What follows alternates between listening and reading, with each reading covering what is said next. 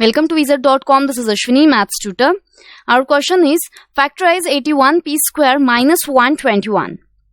Now this 81p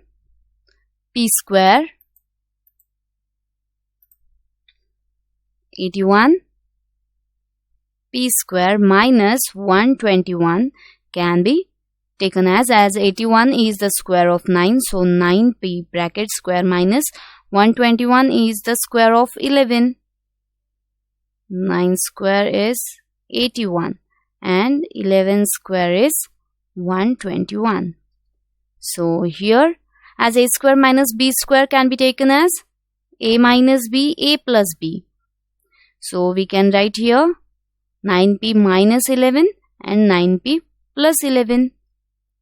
A square minus b square is a minus b and a plus b. Hence, we can factorize this 81p square minus 121 as 9p minus 11 and 9p plus 11.